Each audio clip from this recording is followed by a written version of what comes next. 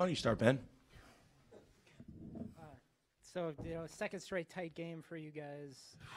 How nice was it for you to see the execution down the stretch where you didn't have to kind of rely on a historic performance by Markus, and especially on the defensive end? Well, it was another big-time college basketball game, and it may not have been as artistic as our last game, but it was beautiful all the same. It was an old-fashioned fist fight, and Seton Hall's really good. I mean, Kevin's done an unbelievable job with them. They are who we thought they were, in terms of how hard they play, how connected they are, how they buy into their roles, and then obviously Powell's a great player. Really proud of my team on a quick turnaround, coming off such an emotional game, to be able to show the grit and fight that they did this afternoon. In games like this, when you're coming off a huge win, and obviously the Creighton game was a huge win, and you're not only fighting the opponent, which Seton Hall would have been just enough, you're fighting human nature a little bit, where it's not just, physical fatigue, but there's an emotional component to where if you don't beat human nature, you got no shot. So, to me, that was kind of the game within the game. And I thought we started off really well. We're able to go into halftime with a 10-point lead. And I thought our guys showed a lot of toughness in the second half. So that was good. Coach, Theo really played that physical role. Like you said, there might have been some physical fatigue. And against this team, you needed that physical element. He and Ed were contesting every shot, I thought, in the first half. But what about the job he did? And if you can give us any update on Ed, not having him in the second half was a tough blow, but you survived that. Yeah, no, Ed landed on someone's ankle, and his ankle swelled up pretty good. At this point, we don't know exactly what's wrong, and we'll figure that out as the night goes on. But Ed and Theo have provided for us a terrific two-headed monster at the center position. And so, Theo doesn't normally play 30 minutes a game. He's usually splitting minutes with Ed. And I thought Matt Helt did a really good job when he was called to duty. And then Theo, for him to have a double-double was huge. And it's not just the rebounding. A lot of their actions to free Powell up involve their five-man, whether they're pinning down, whether they're setting a ball screen, whether there's a dribble handoff, stagger screen. So your center's got to be up there, or else it's going to be three. And we were only not there one time, and that's a credit to our centers. And then after you tell them to help, the guy guarding Powell, guard Powell, and you tell them you better go get the rebound because they're a big-time rebounding team. So it's a lot to ask. But Theo stepped up. And then he hit he hit huge pressure free throws. And he has for him to make those free throws in that game situation,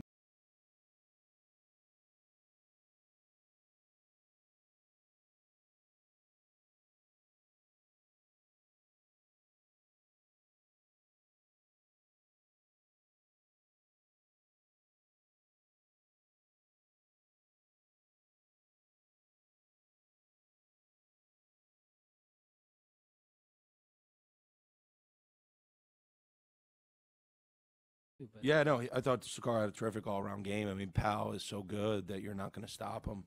You want to try to make everything as hard on him as possible. And I thought with the exception of 1-3 late, and that wasn't Sakar's responsibility. That was our five-man was supposed to be there. He did a really good job of making life hard on him. And you're talking about a guy who's constant motion. And they're doing all sorts of things to free him up. And Sakar showed great concentration and toughness on the defensive end. And then he played really well offensively. They're a team that takes you out of running regular offense. And so his drives were huge. None were bigger than the drive that he had where Joey played behind the drive and got a layup late. Very unselfish play by Sakar. And so one of his better all-around games for sure. You started to answer it, but Joey, not really the biggest game he's ever had, but then he had that big layup right there. How big of a kind of swift or change in momentum was that to have that go up 3? Well, it was huge. I mean, it was a huge play, and it was a very smart play for Joey to cut. And obviously, like I said, Scar made a great pass to him. And, Joey's still a freshman, and it's a lot to ask a freshman to come off a night like we had in our last game and then come back and battle with really physical team. But, he's a really good player, and that play was a huge momentum play for our team.